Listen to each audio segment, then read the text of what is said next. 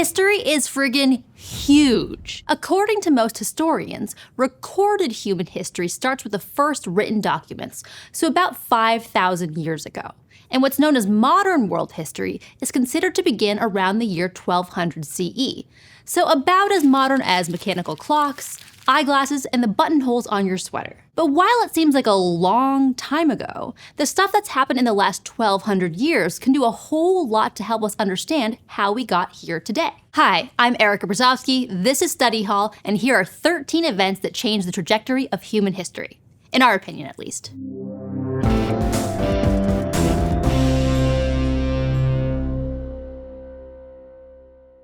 Modern world history really starts in 1206, when a guy by the name of Temujin was named universal ruler of the Mongol people, or Chinggis Khan in Mongolian. This in itself is a pretty big deal. Prior to this, Mongolia was populated by disparate nomadic families crisscrossing Central Asia, but through military conquest, political alliances, increased trade, and the rule of law, Chinggis Khan united these tribes under the Mongol banner and created an empire that, at its height, amassed 9 million square miles of land. And as part of their empire, the Mongols took control over the vast system of global trade routes that connected Asia to Europe and Africa, collectively known as the Silk Road. While Silk Road trade had existed for over 1,000 years by the time Chinggis Khan seized the reins, the Mongols formalized, standardized, and generally made the whole operation much safer and more efficient by facilitating communication between the different groups along the trade route, as well as establishing things like a postal relay system. Suddenly,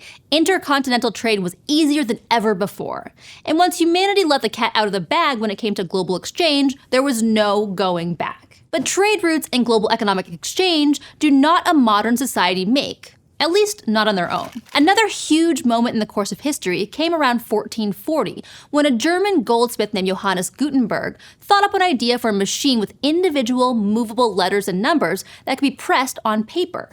This created mass-producible prints, and it made it way easier to create and distribute documents. Known as the printing press, this idea wasn't original to Gutenberg. People in East Asia actually beat him to it by about 750 years. But original or not, Gutenberg's printing press took Europe by storm and kicked off a verifiable cultural revolution. Literacy began to increase, giving people more agency over their own economic and political positions.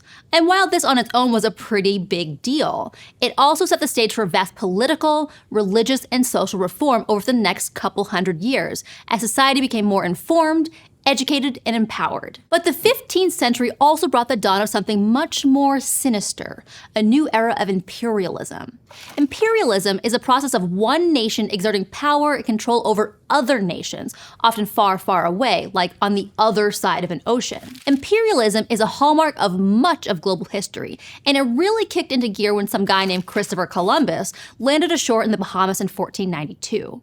Columbus's voyage led to a scramble by European powers to claim as much of this new land in the Americas as possible.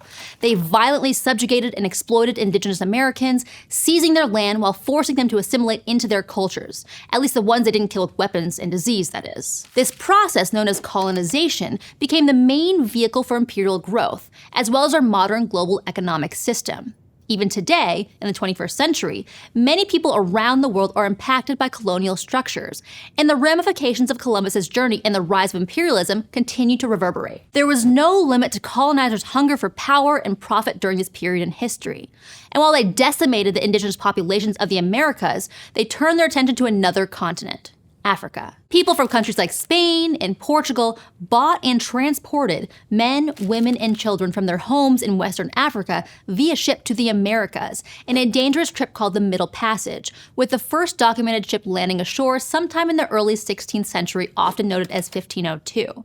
There, the colonizers qualified them as property and forced them to work for free under hellish conditions. Now, slavery itself had existed for pretty much as long as documented human history, but the Atlantic slave trade was a whole different deal thanks to the sheer scale of the operation. This kind of slavery, known as chattel slavery, essentially dominated the global economy for the coming centuries, allowing European powers to get filthy rich off crops grown in the Americas and laying the foundation for the rampant racism and inequalities that still exist today. But while many people in the 15th and 16th centuries were focused on colonialist land grabs, others had their sights set on the stars. literally. Based on earlier thinking by great Islamic astronomers and mathematicians like Muhammad ibn Musa al-Kharizmi, Ali Kushji, al-Battani, and Nasir al-Din al-Tusi, among others, a Polish clergyman and astronomer, Nicholas Copernicus, came up with a pretty huge idea that our Earth revolved around the sun, which was the exact opposite of just what about everyone else believed. This is known as the heliocentric theory, and once it was published in 1543, it helped to kick off a period of time known as the scientific revolution.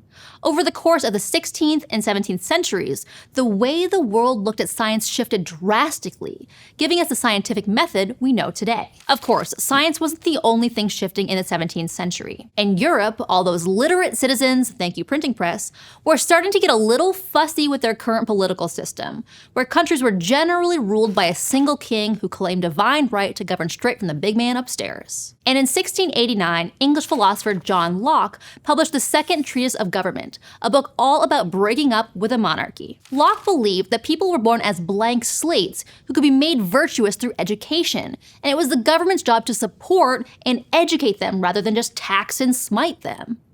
Building off the ideas of other thinkers of the time like Thomas Hobbes, he helped lay the foundation for what would later be known as social contract theory, the belief that the state and its people have some basic obligations to one another. When both sides are fulfilling their contract, everyone benefits. Citizens get perks like access to goods, shelter, security, and education. In exchange, the government can continue to rule. But if the government doesn't hold up its end of the bargain, it's within the rights of the people to haul out that guillotine. And in the following centuries, that's exactly what happened. Countries like France, Haiti, and the US pulled off full-scale revolutions in the 18th and 19th centuries, giving the heave-ho to their old chosen-by-God monarchs.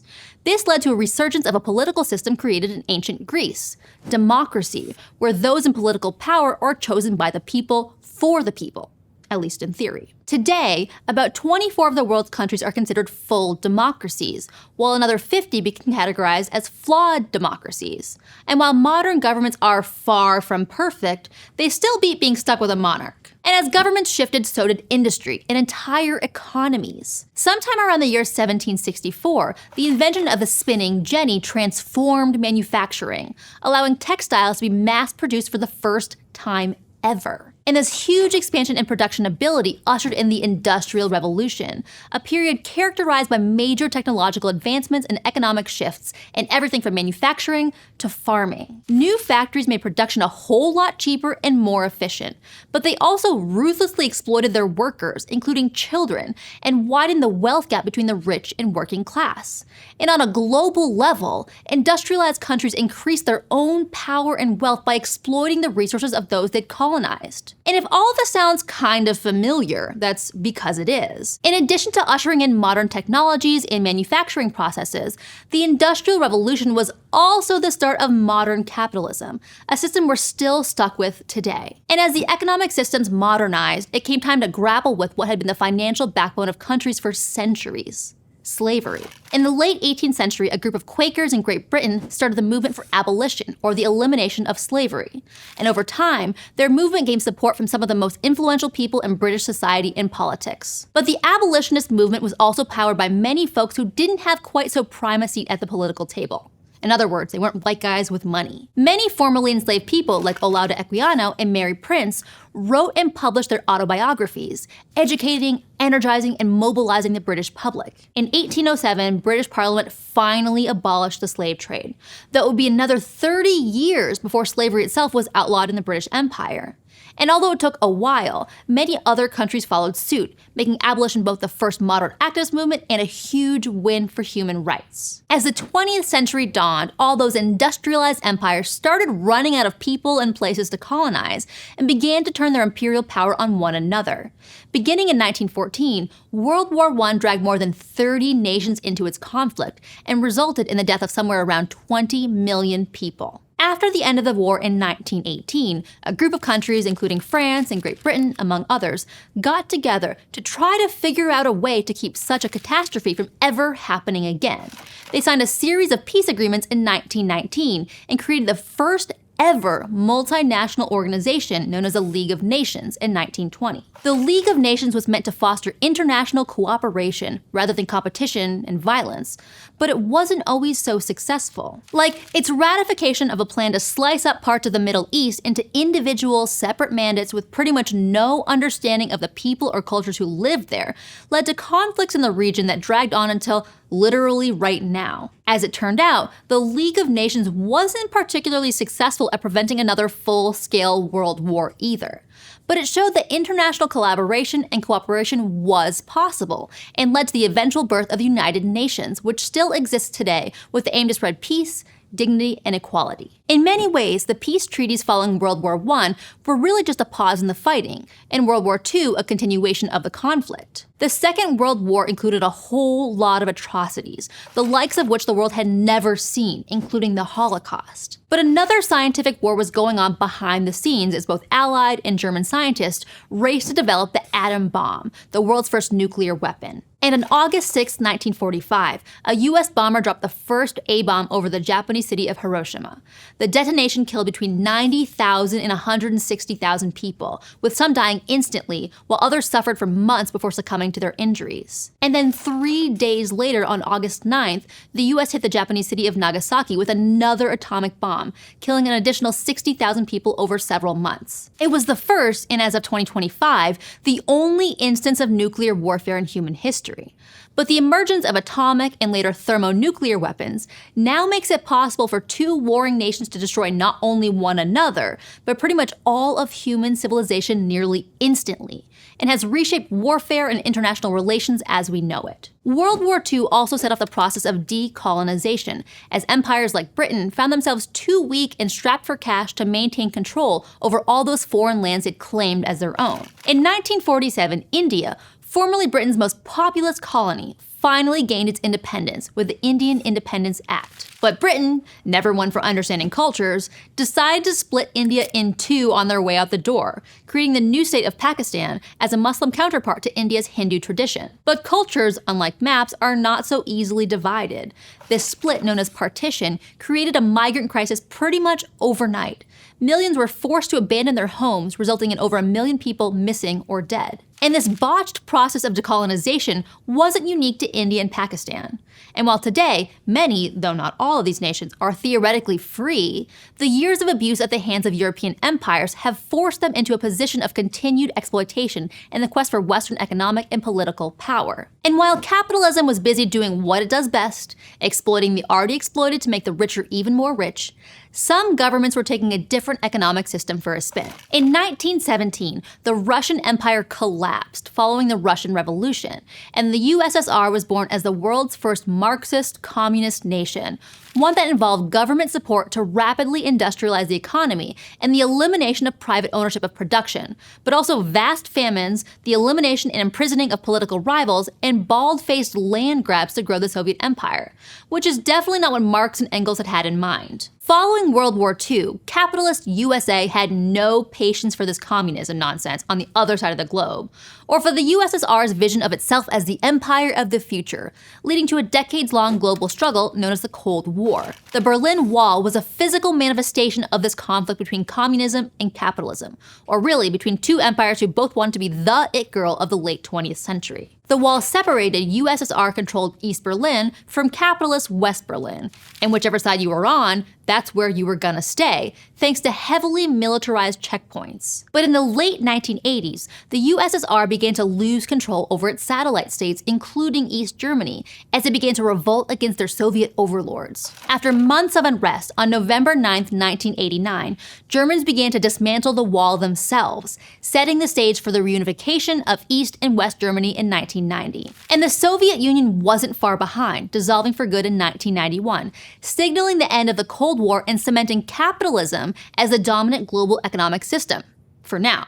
I mean, who said that? While the USSR fell, something else was being born. Something you're probably pretty familiar with. Something you're engaging with right now. I'm talking about the World Wide Web. The internet itself is usually considered a child of the late 1960s and 70s, when an older program called ARPANET became able to share information between one computer to another. But it wasn't until 1989 that computer scientist Tim Berners-Lee, with the help of his colleagues, started to figure out how to use the internet to create navigable, shareable web pages, each with its own distinct web address so other users could find it. Berners-Lee decided to pair this with a hypertext transfer system, and in 1991, the idea went public and the World Wide Web was born. Nearly 35 years later, the web allows us to connect with each other around the world faster and more efficiently than ever before, ushering in a new era of human existence known as the information age. It's arguable that all of modern history has been about rushing towards the future, refining our social, political, and economic systems, and reinforcing our global connections, and that the internet has only accelerated the path we are already on, both transforming and reinforcing every facet of human society. In the end, it's pretty much impossible to distill down a near infinite number of historical moments, choices, or events to explain just how we got to this point in our particular version of the multiverse. You may have different ideas about which events changed human history forever and gave us the systems of our modern society. But things won't stay this way forever. And who knows what the future holds, what actions, events, or inventions are coming around the bend, or what human society will look like in the historical tomorrow. But by knowing where we came from and how we got to this point now, we'll have a better shot at creating something good. If you're interested in taking an online modern world history course for just $25 and unlocking the chance to earn college credit from ASU, check out our GoStudyHall.com or click on the button to learn more. And if you want to help us out, give this video a like, comment your favorite historic event, and smash that subscribe button. Thanks for watching. See you next time.